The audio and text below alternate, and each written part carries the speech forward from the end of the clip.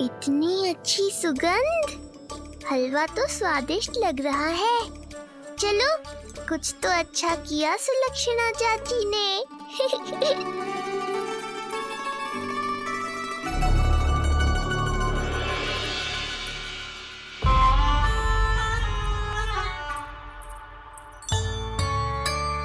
ओह, मेरे लिए इतना बड़ा भाग। पता नहीं था कि इनका हृदय इतना बड़ा है। सबको प्रसाद दे दियो, अब स्वयं भी तो खाना चाहिए। अरे चाची, पहले मुझे तो खिला देती।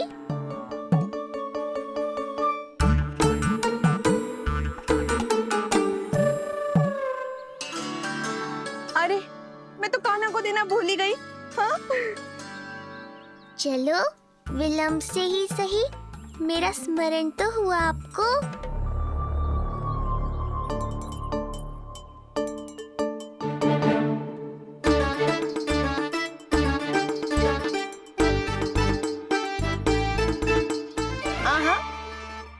अभी नहीं खाना, तनिक बड़ा हो जाना, फिर खाना जितनी इच्छा हो।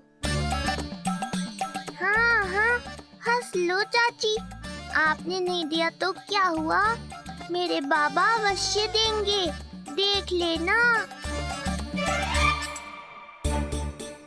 बाबा, मुझे क्यों नहीं खिलाया आपने? दाऊ, मैं आपको घुमाने लाया, कम से कम आपको तो अपने छोटे भाई का स्मरण रखना चाहिए। मेरी मैया मुझे अवश्य खिलाएंगी। देखो जी, इसका भी मन कर रहा है खाने का। मैया है ना, तेरी मैया ने अपने कान्हा के लिए पहले से ही बचा लिया था। ठहरिए रानी जी। पहली बार कुछ खाने को मिल रहा था पंडित जी, रोक क्यों दिया? अभी बालक का अन्नप्राशन नहीं हुआ है। हाँ यशोदा, सदानंद जी सही कह रहे। दूध मुहे बालक को ठोस अन्न अन्नप्राशन के पश्चात ही खिलाना चाहिए।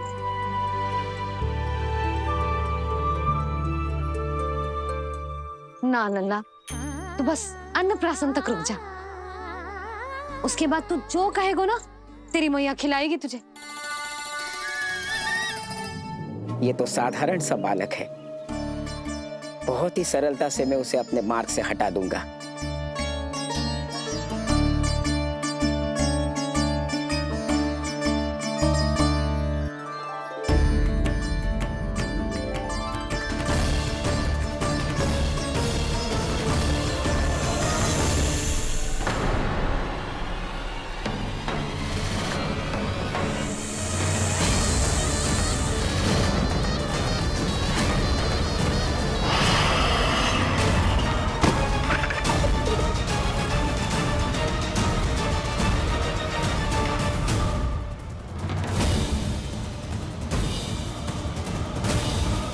ये क्या था?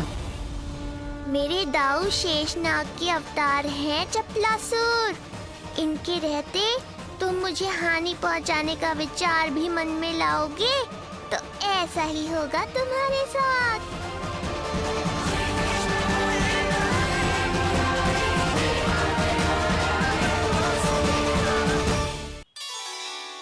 दाऊ, अकेले अकेले प्रसाद खाकर ठीक नहीं किया आपने। पंडित जी, जे हमारा कान्हा घुटने के बल चलने लगो, तो क्यों ना इसका अन्न से परिचय करा दिया जाए। नंदराज जी, 2 दिन में पूर्णिमा है, बहुत अच्छा दिन है, तभी कर लेते हैं अन्नप्राशन संस्कार। 2 दिन की प्रतीक्षा और करनी पड़ेगी। जिज्जी, मेरा तो मन किया आज ही कर दूं अपने कान्हा का अन्नप्राशन। यशोदा, मैं तुम्हारी हृदय की पीड़ा समझती हूँ, पर तुम्हें और तुम्हारे लल्ला को 2 दिन और ठहरना है, ठीक है? अरे अरे अरे, बस भर गया।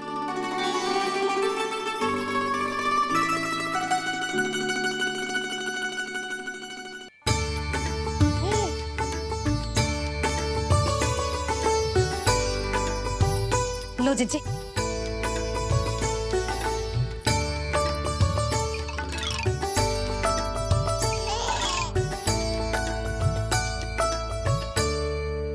प्रसाद नहीं मिला तो माखन तो है।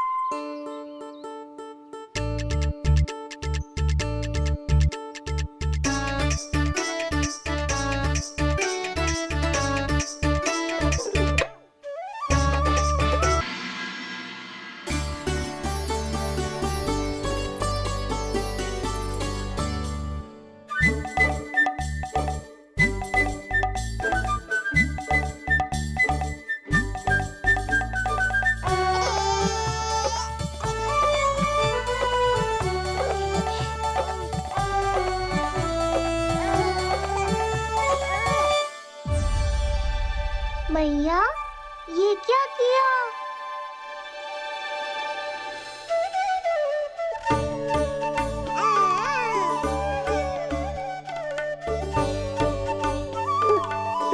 लगता है इसे माखन से अधिक ही प्रेम हो गया है। सावधान यशोदा, कहीं बड़ा होकर माखन चोर ना बन जाइए।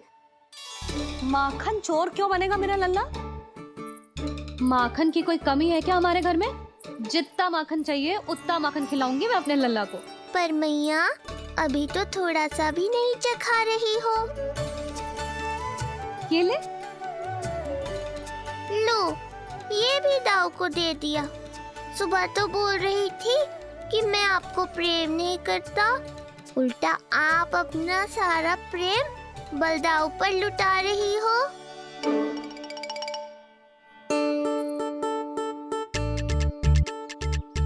सुनो जी, कान्हा के चारों ओर सिरहाने लगा दो ना, नहीं तो जी फिर से इधर उधर चला ना जाए। क्या अच्छा सुझाव दिया तुमने। अभी ला।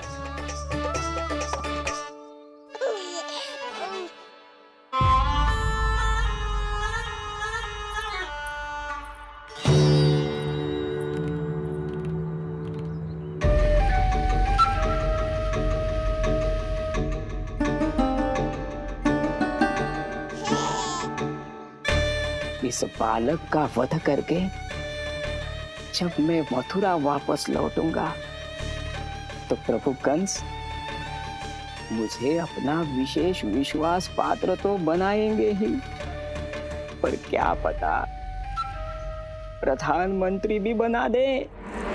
देवकी और वसुदेव अभी कहाँ हैं? अपनी संतानों के श्राद्ध के लिए ऋषि गर्ग के आश्रम जा रहे हैं। अब आप क्या करने वाले हैं महाराज? एक बार तो मैंने उन्हें प्राण दान दे दिया। बधाई हो कुंवर जी, अपनी पत्नी के प्राण बचाने में आप सफल हुए।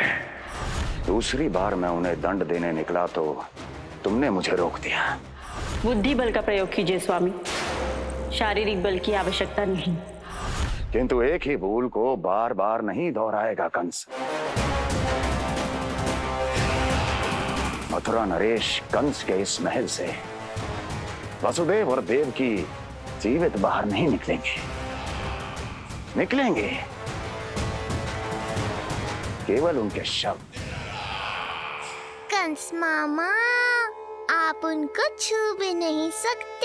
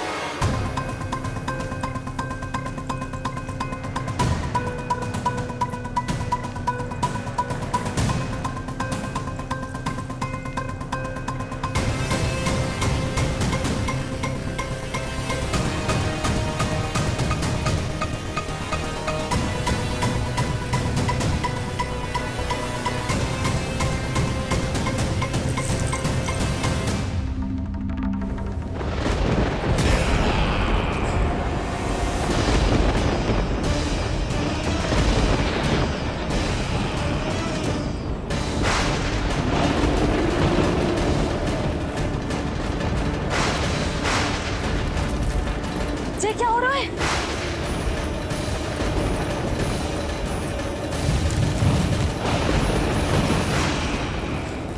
ये क्या हो रहा है?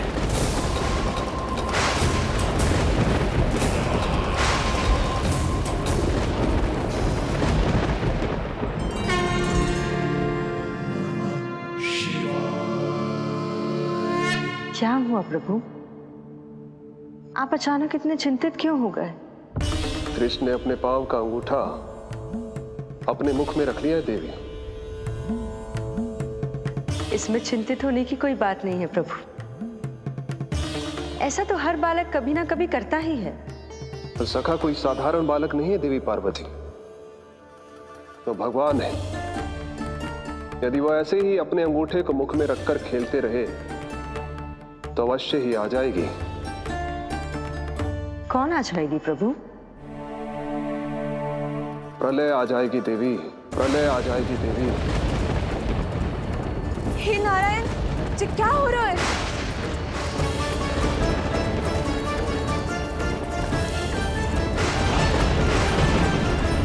जी ऐसे लग रहा है जैसे दिन में ही रात्रि के समान अंधेरा छा गया हो। लगता है बहुत बड़ी आंधी आने वाली है।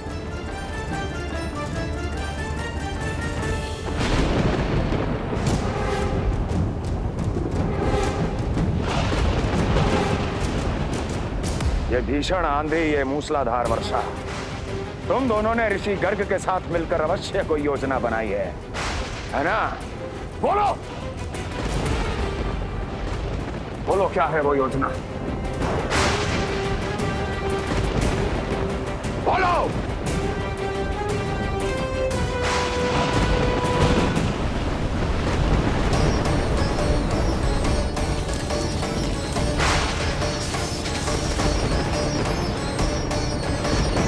लगता है प्रकृति क्रोध में। मैं जाकर गौशाला संभालता हूँ, कहीं कोई हानि ना हो जाए। तुम बालकों को भीतर ले जाओ।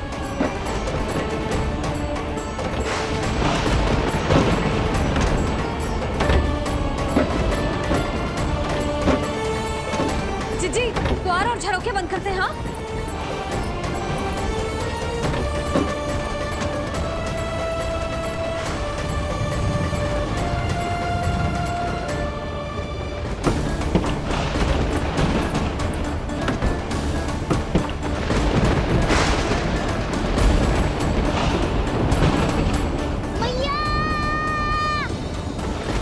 लल्ला, चल अंदर चल के खेल।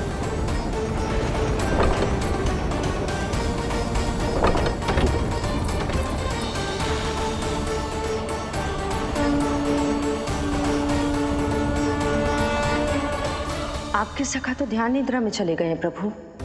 इनकी ये अंगूठा चूसने की सामान्य सी क्रिया का कितना घातक प्रभाव पड़ रहा है, इन्हें तो पता भी नहीं है। चाहे जानबूझकर की जाए या अनजाने में हो, सखा की हर लीला के पीछे कोई ना कोई उद्देश्य अवश्य छिपा होता है। पर ऐसा लगता है देवी जैसे उनकी इस लीला के पीछे एक नहीं अनेक उद्देश्य छिपे हैं।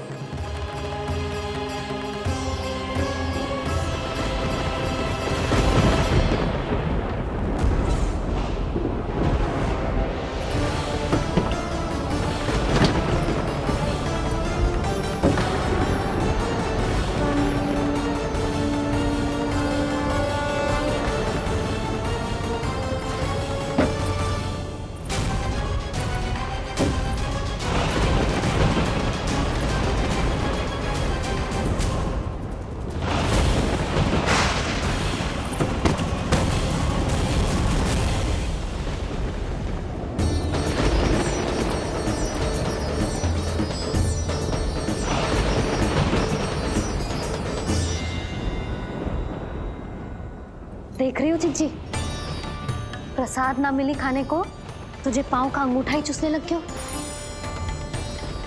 कान्हा, ये क्या कर रहे हो है? अंगूठा मुंह से निकाल दे लल्ला। अच्छी बात ना है कान्हा। देख कान्हा, तू नींद में है, इसका अर्थ ये ना है कि मैया तुझे अंगूठा चूसने देगी। निकाल अंगूठा मुंह से।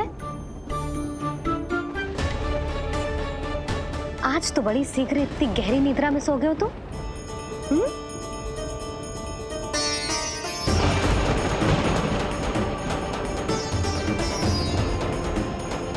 देख रही हो ना चिच्ची, अंगूठा मुंह से निकालने को तैयार ही ना जी।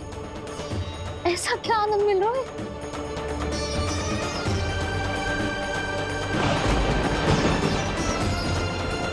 अधिक बल भी ना लगा सकती, अत्यधिक नींद में है, कहीं इसकी आंख ना खुल जाए। रानी भाभी, लगता है तीव्र वर्षा होने वाली है। मैं और भोला भैया के साथ अगले निकल रहे हैं। हो सकता है उन्हें हमारी आवश्यकता हो। हाँ हाँ चलो बोला। चिच्ची, तीव्र वर्षा आरंभ होने से पहले आप और बरदाऊ निकल जाओ। ठीक है, किंतु तुम भी सतर्क रहना। हाँ, आप भी ध्यान से जाओ।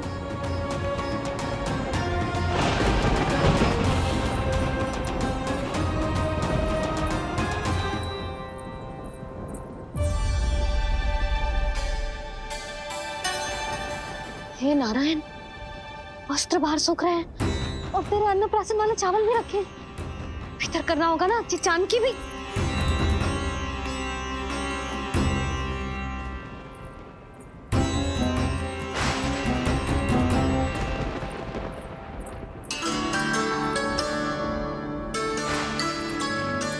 लल्ला, वैसे जी बहुत बुरी बात है। अंगूठा मुंह से बाहर निकाल। केवल 2 दिवस में तेरा अन्नप्राशन है, फिर सब खाइयो। तनिक धैर्य रख। गुड़ तो प्रभु, स्वयं कृष्ण की मैया इनका अंगूठा नहीं निकाल पाई, तो अब और कौन निकालेगा?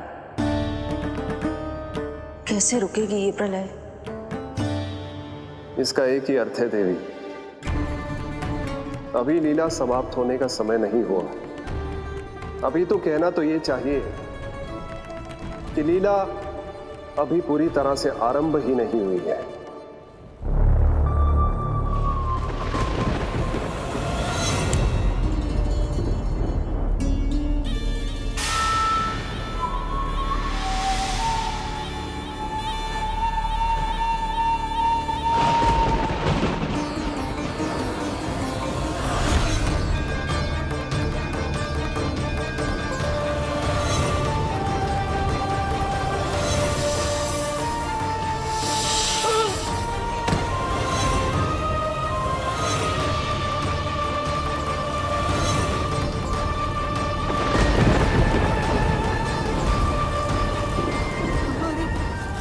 कंस ने प्रलय बुला ली, कंस ने प्रलय बुला ली।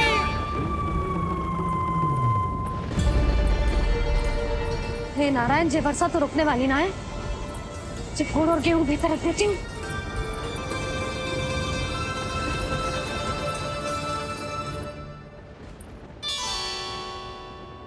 जे देख रहे हो गुड़, जे तेरे अन्नप्राशन के पकवानों के लिए ही है। कैसे कैसे करके बचा के लाई हूँ, कुछ पता भी है तुझे? और तू है कि जे अंगूठा ही चूसे जा रहा है। हाँ नहीं तो।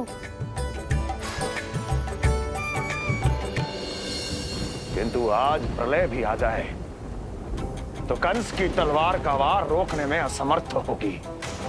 कंस के साथ विश्वासघात किया है, दंड तो मिलेगा। महाराज, वायुमंडल में अचानक आए इस परिवर्तन का हमसे कोई लेना देना नहीं है। हम तो बस अपनी संतानों के श्राद्ध के लिए जा रहे थे। मूर्ख हूं मैं, मूर्ख हूं मैं। कंस एक मूर्ख है, मूर्ख हूं मैं। अब अच्छी तरह जानता हूं मैं, श्राद्ध केवल एक बहाना है। किंतु सत्य यह है कि तुम और वो ऋषि गर्ग मिलकर मेरे विरुद्ध एक षड्यंत्र रच रहे हो, और ये तुम्हारी योजना है। भैया, ये आप क्या कह रहे हैं? कैसा षड्यंत्र, कैसी योजना? हम तो केवल श्राद्ध के लिए गए थे। बहुत अवसर दिए मैंने तुम दोनों को, किंतु तुमने बार बार बार बार बार बार मुझे मूर्ख बनाया। इसलिए अब मैं अवसर दूंगा अपनी इस तलवार को।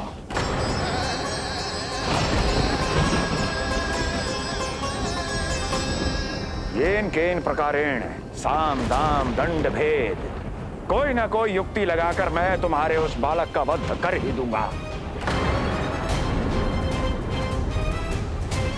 पर उस क्षण का साक्षी बनने के लिए अब तुम दोनों को जीवित नहीं छोड़ूंगा मैं।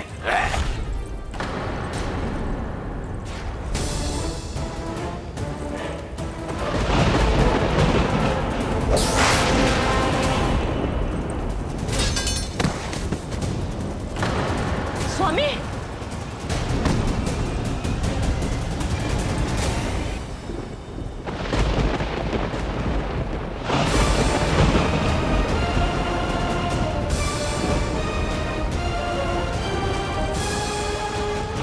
तेरा काल तेरी प्रिय बहन के गर्भ से उसकी 8वीं संतान बनकर जन्म लेगा और तेरा विनाश करेगा, विनाश करेगा, विनाश करेगा।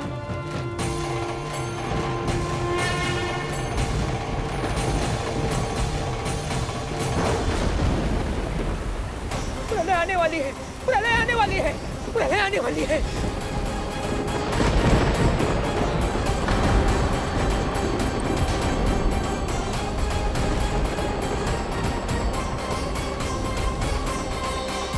यदि कंस को रोकना, अपने माता पिता की रक्षा करना और चपलासुर के ब्रह्म को मिटाना ही इस लीला के उद्देश्य थे, तो ये सभी उद्देश्य पूरे हो चुके हैं प्रभु।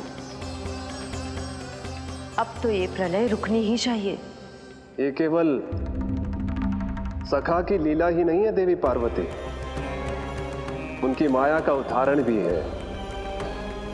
मार्कंडेय ऋषि को दिए गए वरदान को पूरा करने के लिए ही ये सब हो रहा है। कौन सा वरदान प्रभु? प्रभु की माया को साक्षात अपनी आंखों से देख पाने का वरदान।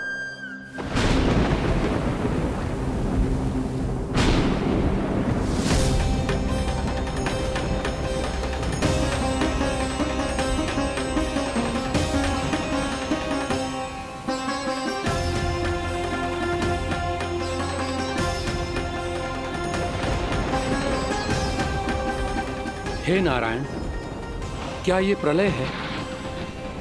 क्या संसार समाप्त हो रहा है? तो फिर मुझे मिले इस जीवन का क्या अर्थ है?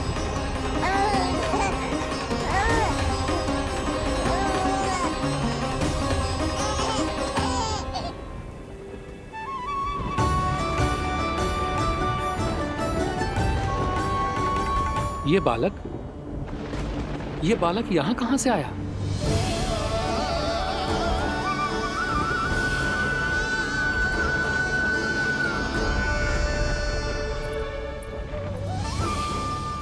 सोते हुए कितना निर्दोष लगता है जी। चारों ओर जल ही जल है, सब कुछ प्रलय में नष्ट हो रहा है, किंतु ये कितना निश्चिंत है ये। परंतु ये अद्भुत बालक है कौन?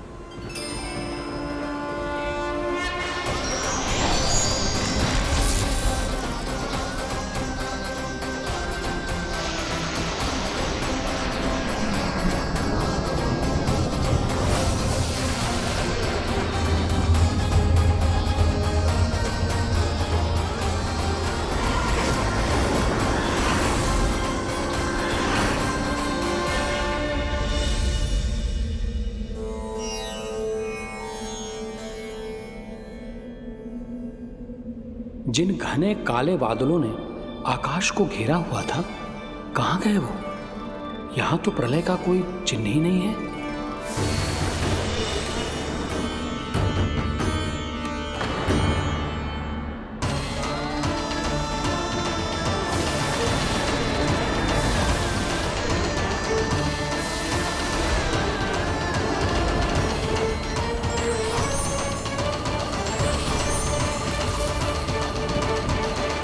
ये आप ही की माया थी ना प्रभु?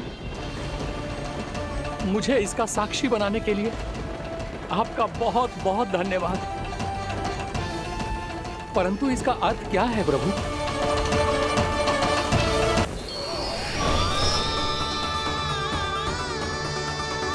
प्रभु,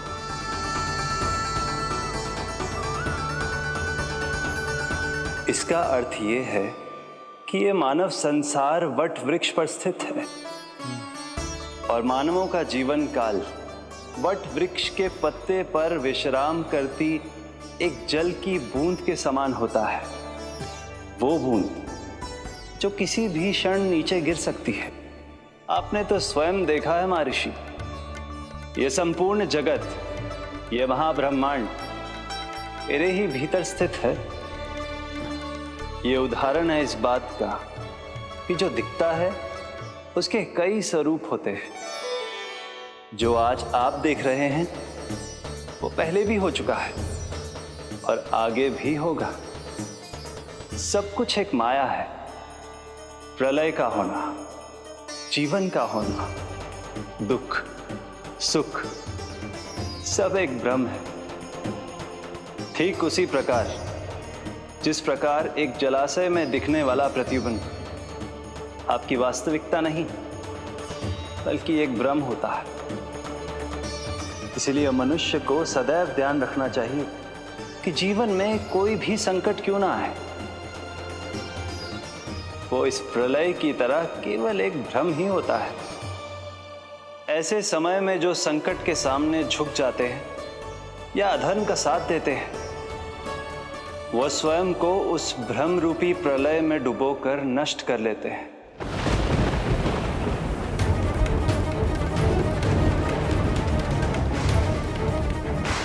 पर जो मेरी शरण में आकर संकटों का सामना करते हैं, वो स्वयं को कठिन से कठिन प्रलय से भी उभार लेते हैं। किंतु प्रभु, सभी व्यक्तियों में संकटों का सामना करने का साहस नहीं होता। कृपा करके आप कुछ ऐसा कीजिए जिससे आपके भक्तों को इतना बल मिले कि वो कठिन से कठिन परिस्थितियों का सामना भी सहर्ष कर सकें। मैं वरदान देता हूं महर्षि, पीपल के पत्ते पर बाल कृष्ण की इस छवि का स्मरण मेरे जो भी भक्त करेंगे, उनके साथ मेरा आशीर्वाद सदैव बना रहे। वो चाहे कितनी भी कठिन परिस्थिति में क्यों ना फंसे, बाल कृष्ण की ये छवि उन्हें उससे उभर पाने में सामर्थ्य प्रदान करेंगे।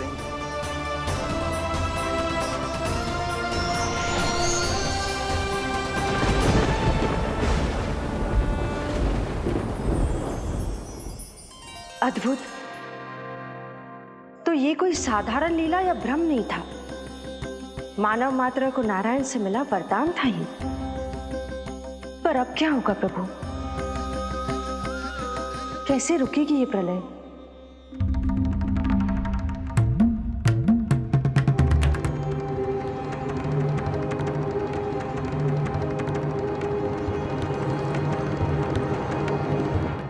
क्या सोच रहे हैं प्रभु? क्या आप रोकेंगे ये सब? नहीं प्रिय, ये कृष्ण की माया है, वही इसे रोक सकते हैं। पर मैं अपने सखा से भेंट करने अवश्य जाऊंगा। पर पिछली बार की तरह बिना उपहार लिए नहीं।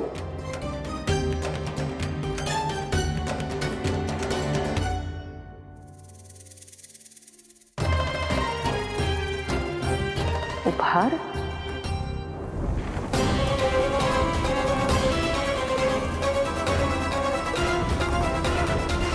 आप तो प्रलय का भी सामना करने के लिए तैयार थे ना भैया? अभी तो प्रलय भी नहीं आई और आपकी ये दशा हो गई। महाराज,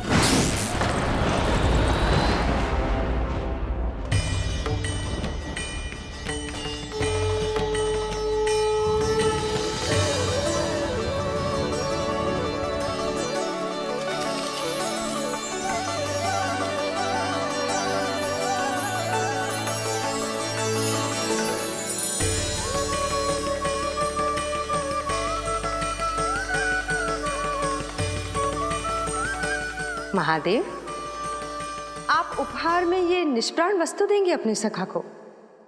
सही पहचाना देवी, पर उपहार देने से पहले इसे आकार दूंगा मैं, क्योंकि प्राण तो इसमें बाल कृष्ण ही भरेंगे।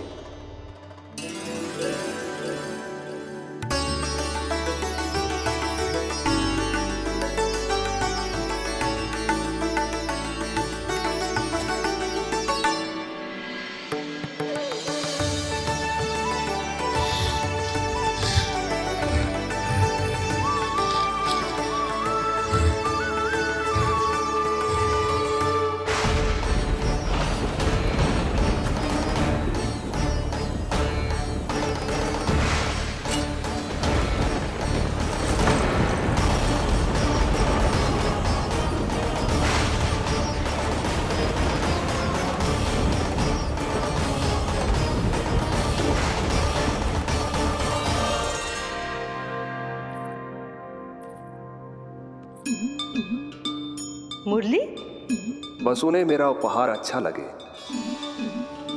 यदि यशोदा मैया ने आपको अपने सखा से मिलने से फिर से रोक दिया तो?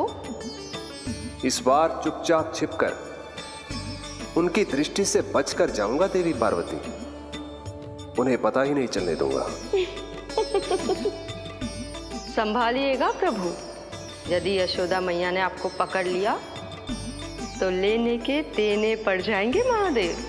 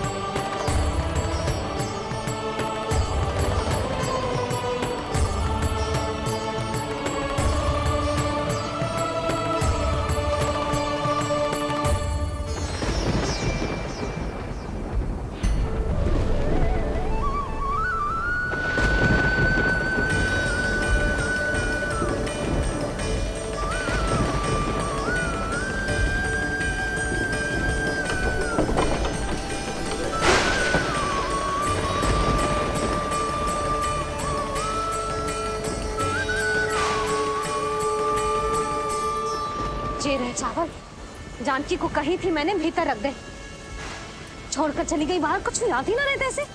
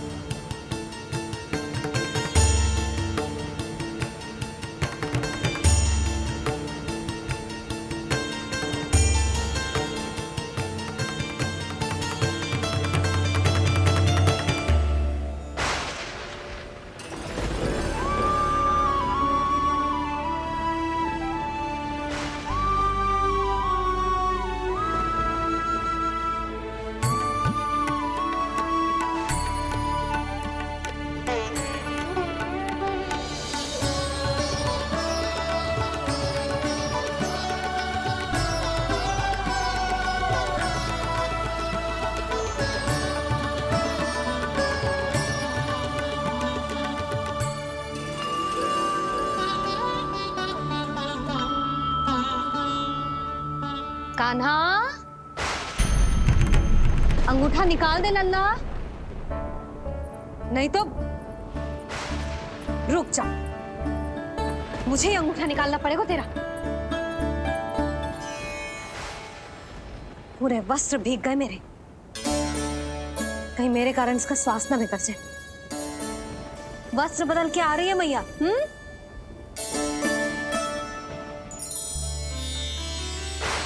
आ रही हूँ।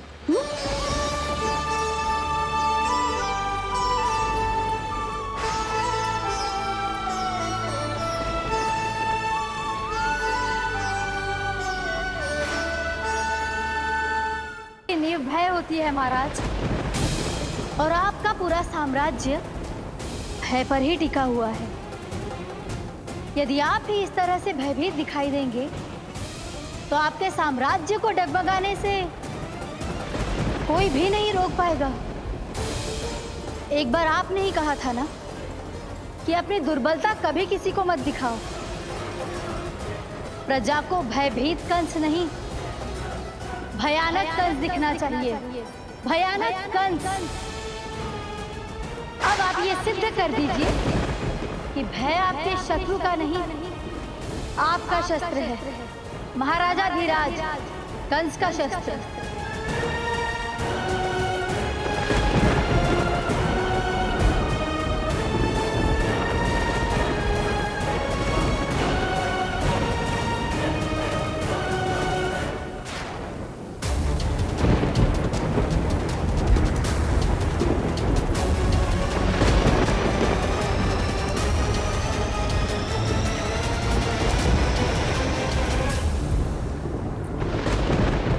उससे क्या भयभीत होना, जो स्वयं भयभीत हो। उससे क्या भयभीत होना, जो स्वयं भयभीत हो। सखा, इस माया को विराम देने का समय आ गया है।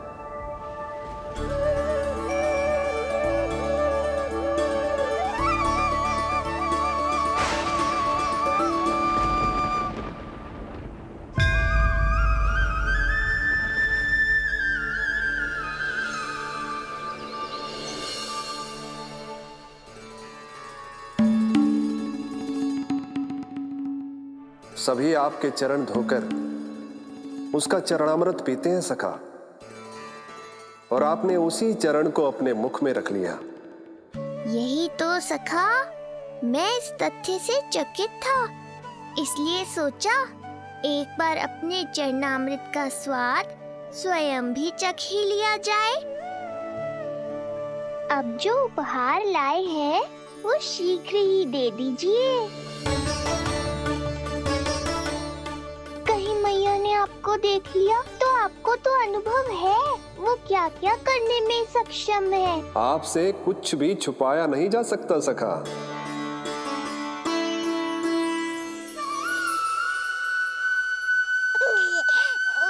इन अधरों पे पांव के अंगूठे से अधिक ये मुरली शोभा देगी सखा।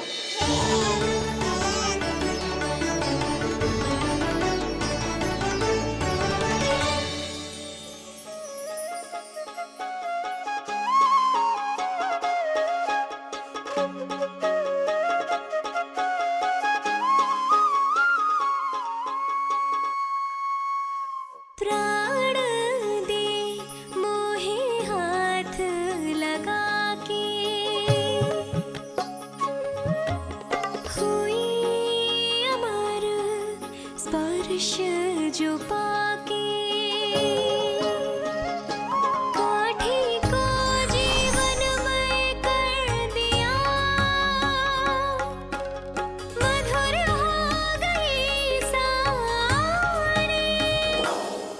मन प्रसन्न मेरा तन प्रसन्न, प्रभु आज से मुरली हुई है तुम्हारी।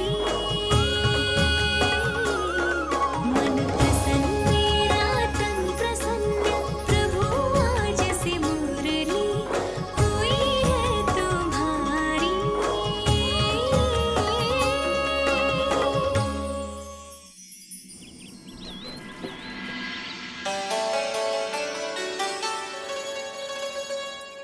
तुम्हारी भक्ति ने मेरा मन जीत लिया है मुरली। शीघ्र ही सारा संसार तुम्हें मेरे नाम से और मुझे तुम्हारे साथ से पहचानेगा।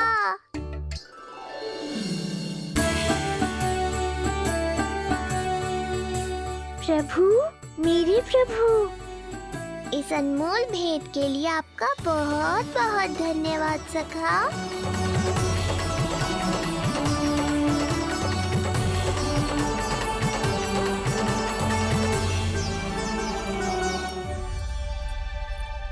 सखा, मैया,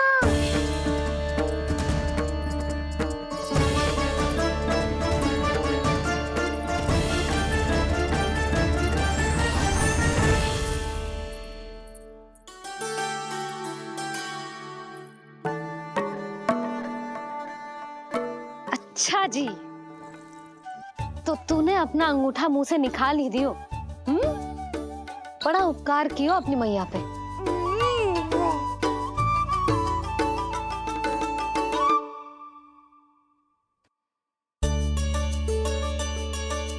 प्रभु, मैया ऐसा मत करो, मेरी मुरली वापस दे दो मुझे।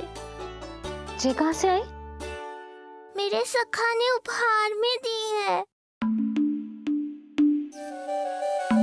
मैंने तो सोचा भी नहीं था मैया कि मेरे अंगूठा मुंह में लेने से इतना सब कुछ हो जाएगा। तेरे मुख पे छाई ये दृष्टता की छाया साक्षी है। ये जो भी हुआ, ये तुम दोनों, उस ऋषि गर्ग और तुम्हारे उस पुत्र का किया धरा है, जिसे तुमने मुझसे छुपा रखा है। जो स्वयं दूसरों का बुरा करते हैं, उन्हें सदैव यही लगता है कि उनके पीठ के पीछे उनके विरुद्ध कोई न कोई षड्यंत्र हो रहा है। मुझे तनिक भर भयभीत देखकर इतना साहस आ गया तुझमें कि मुझे प्रति उत्तर देगी।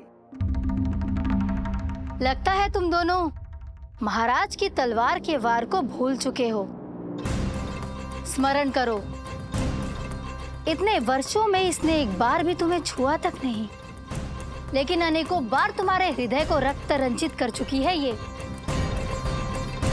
मेरी इस तलवार ने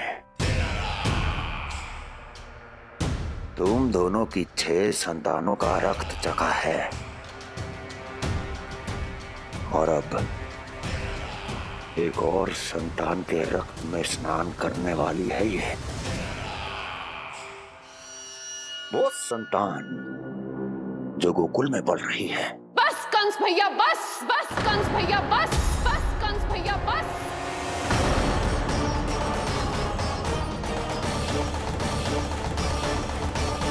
इतना दुस्साहस!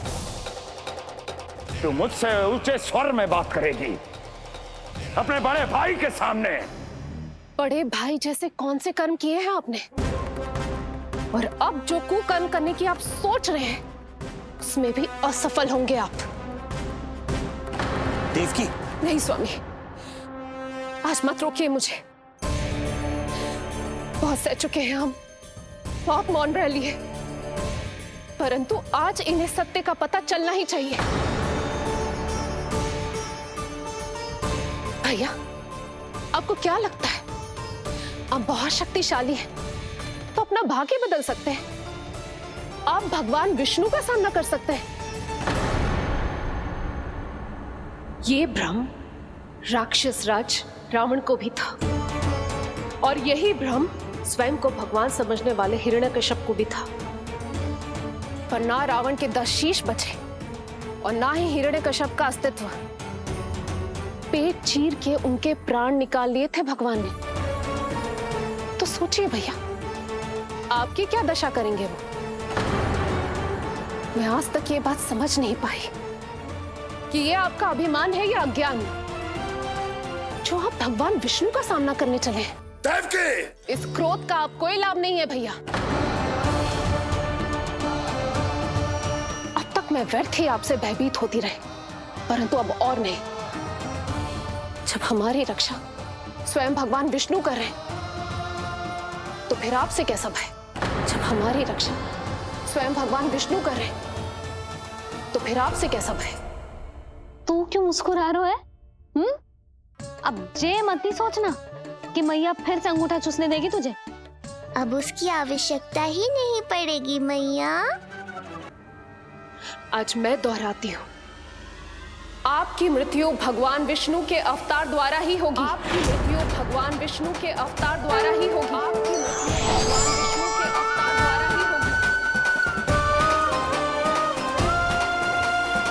ही होगी। भले ही वो कहीं भी क्यों ना हो।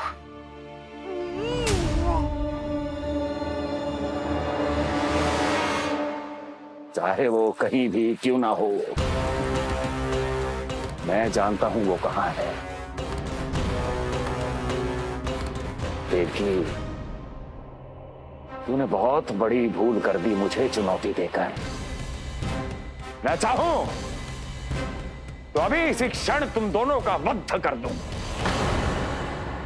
किंतु नहीं,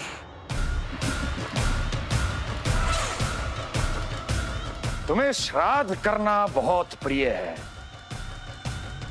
है ना? तो ठीक है, तो अब मैं तुम दोनों का वध तभी करूंगा जब तुम दोनों अपनी 8 संतानों का श्राद्ध एक साथ कर चुके होगे।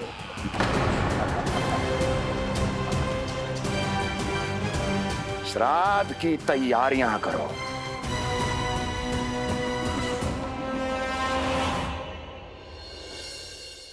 मैया अन्नपूर्णा की कृपा से आज अन्नप्राशन के सभी कर्मकांड अच्छे से हो जाए, भोजन स्वादिष्ट बने और मेरे कान्हा को प्रिय लगे। बस इतना आशीर्वाद दे दो तुलसी मैया। मैया, कहीं उसे ऐसा ना लगे कि उसकी मैया को अच्छा भोजन बनाना आतो ही ना है।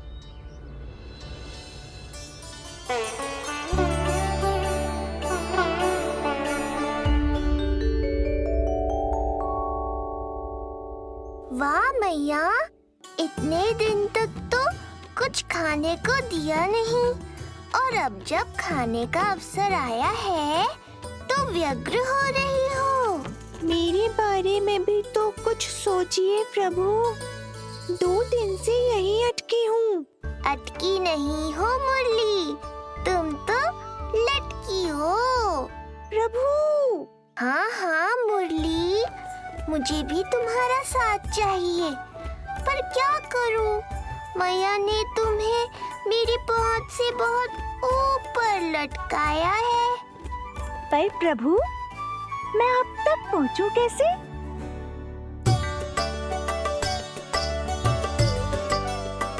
प्रभु, सोचिए मत, कुछ करिए।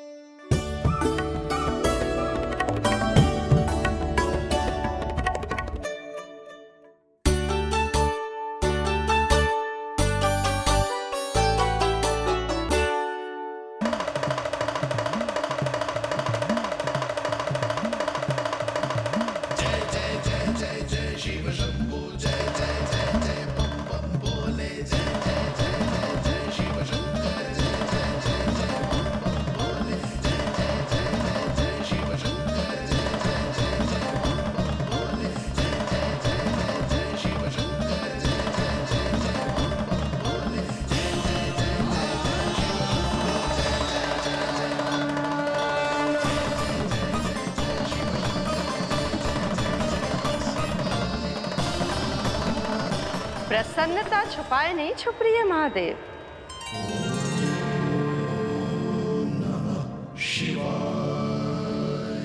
सखा के दर्शन हो और मन आनंद में नृत्य ना करे, ऐसा कैसे हो सकता है देवी? ऐसा दुर्लभ अवसर, वो भी बार बार, सबको थोड़ी ही मिलता है। मुझे चिढ़ाने का प्रयास सफल नहीं होगा महादेव। आपके सखा से फिर से भेंट करने मैं भी शीघ्र ही जाऊंगी, बल्कि मैं तो उन्हें अपने हाथों से भोग भी खिलाऊंगी। आने वाले पूर्णिमा को आपके सखा बाल कृष्ण का अन्नप्राशन संस्कार है, और ऐसा आनंददायक उत्सव बिना देवी अन्नपूर्णा के संपन्न हो, ऐसा कैसे हो सकता है महादेव?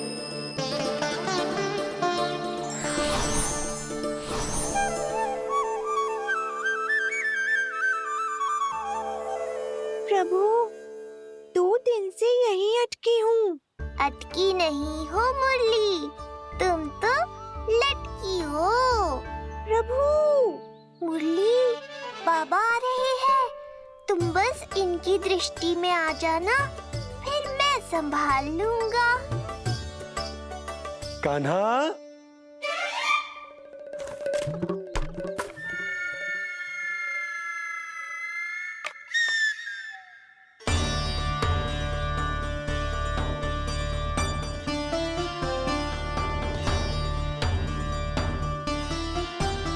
ये कहां से आई?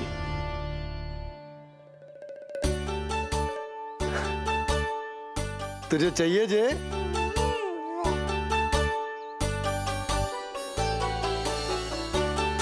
इतनी आसानी से इच्छा पूरी ना होगी तेरी कान्हा। तुझे वचन देना पड़ेगा कि बड़ा होते ही तुझे बांसुरी अपने बाबा को बजा कर सुनाएगा। बोल, देखो वचन सुनाएगा ना? आपकी हर इच्छा पूरी करना मेरा कर्तव्य है बाबा। आप बस मुरली दो तो एक बार। नंदा जी, मैं जाके पंडित सदानंद जी को लिवा ले आऊं?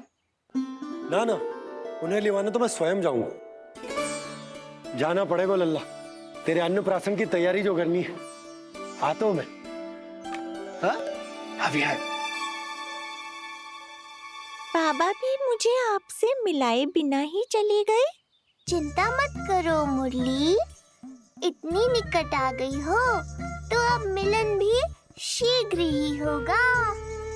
नहीं,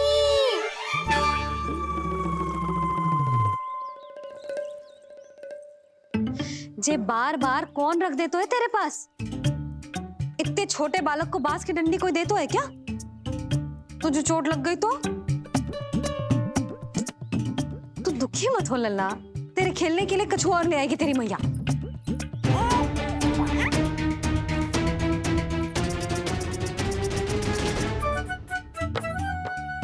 ध्यान तो अभी भी इधर ही टंगो है तेरा। क्या चाहिए तुझे? तू बता दे, मुरली के माखन? दोनों। थोड़ी देर और ठहर जा लल्ला, फिर माखन तो क्या, माँ के हाथ की गुड़ वाली खीर भी मिलेगी तुझे खाने को।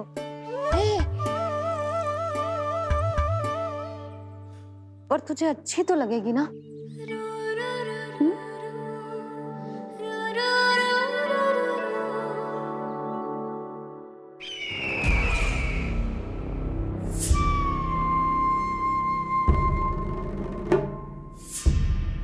ये भ्रम राक्षस राज रावण को भी था, और यही भ्रम स्वयं को भगवान समझने वाले हिरण्यकश्यप को भी था। पर ना रावण के 10 शीश बचे और ना ही हिरण्यकश्यप का अस्तित्व। ऐसे चुपचाप आप कब तक बैठे रहेंगे महाराज? 2 दिन हो गए, ना आपने ठीक से कुछ खाया है और ना ही विश्राम किया है। जो कुछ हुआ है उसके बाद महाराज विश्राम कर भी कैसे सकते हैं? स्वामी, यदि प्रजा में आपका भय ही कम हो गया तो क्या करेंगे आप? भय कम हो भी जाए तो कभी भी उसे आसानी से बढ़ाया भी जा सकता है। कंस कंस, महान सर्वश्रेष्ठ कंस।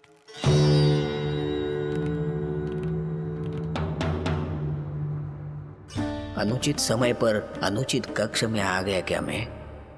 स्वामी, आप इन सब से कहिए कि किसी योग्य योद्धा को ढूंढे।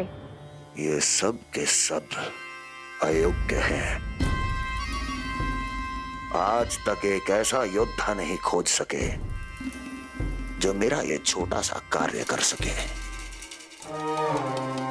पर कोई ना कोई तो अवश्य होगा महाराज, जो बिना किसी प्रश्न या शंका के आपकी हर आज्ञा मानेगा।